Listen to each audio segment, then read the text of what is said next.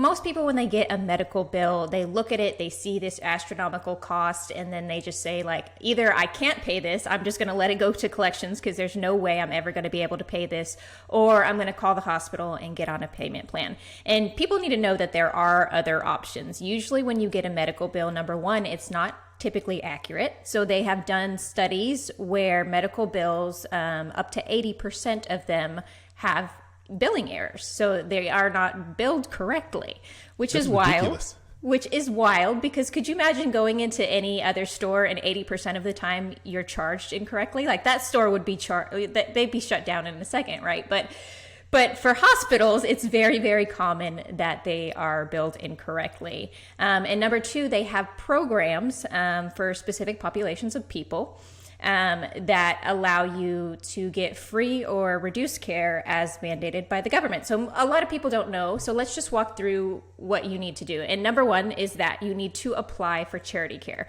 So every nonprofit hospital in the United States is required to provide charity care for low-income patients. Now, when I say that, I want to add caveats to it, because a lot of people say, I have a decent income, I'm never going to qualify for that. Like I'm not that poor, right?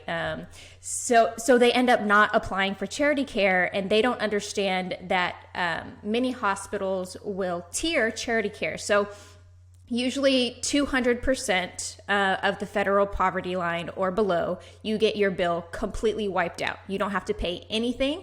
If you do have to pay something, it's an extremely small amount.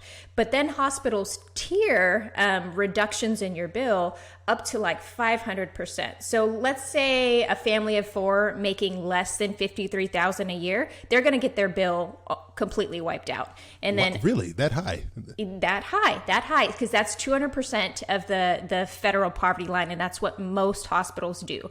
Now, there's also another caveat here that says that hospitals kind of get to make up their own rules. So some of them are less generous than others. But yeah, I have seen it go. I mean, patients making $100,000 a year, I have seen them, depending on their family size, get large portions of their bill reduced. So that's the number one thing that I tell people. Like, if you went to a nonprofit hospital, which most hospitals are nonprofit, apply for charity care first. And there are different ways to do that. You can go straight through the hospital, but sometimes, they're not too receptive of it. They'll try to put you on a payment plan.